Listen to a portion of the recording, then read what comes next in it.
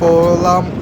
Guys খুবই ভয়ে আছি গাইস, দেখতাছেন খুব জোরে বাতাস বইতাছে গাইস। কেমনে কেমনে যে সেন্ট মার্টিন আসলাম, খুব ভয় লাগতাছে। কিভাবে বাড়িতে যাব আমি? ও মা গো, ও মা। পোলা পাইনো যে ভয় পায় না, আমার যতটুকু হাত পাও কাঁপতাছে। আল্লাহ গো আল্লাহ, বাঁচাও আল্লাহ। যে জোরে বাতাস আইতাছে, যে জোরে ঢেউ আইতাছে, যত তাড়াতাড়ি সম্ভব আমার বাড়িতে যাইতে হইব। আমার লেগে আমার বউ বেটি অপেক্ষা করতেছে।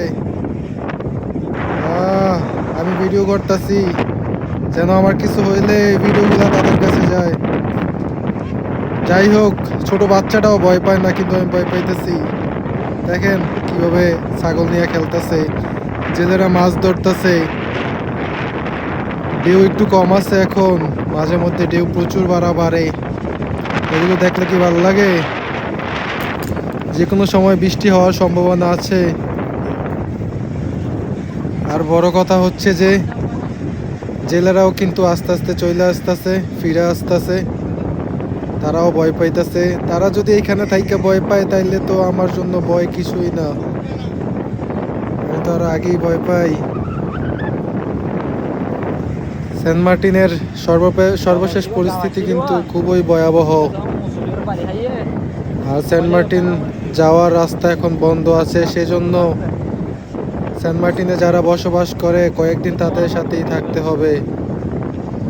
চেষ্টা করব তাদের সাথে থেকে কন্টিনিউ আপনাদেরকে আপডেট দেওয়ার, যেন আপনারা সেন্ট মার্টিনের সর্বশেষ পরিস্থিতি জানতে পারেন।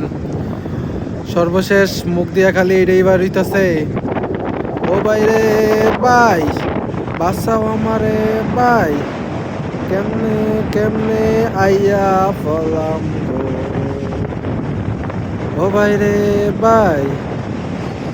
যাই হোক, দেখেন ঢেউ কত দূর পর্যন্ত আইসা পড়ছিল, আর একটু হইলে ঘরবাড়ি ছুঁয়ে ফেলতেছিল। সবকিছু কিন্তু সেফ জায়গায় নিয়ে যাওয়া হয়েছে, আর সতর্ক সংকেতও মনে হয় দেখিয়ে দেওয়া হবে। আমি চেষ্টা করব সাবধানে থাকার, আপনারাও আমার জন্য দোয়া করবেন। এই ছিল সেন্ট মার্টিনের সর্বশেষ পরিস্থিতি।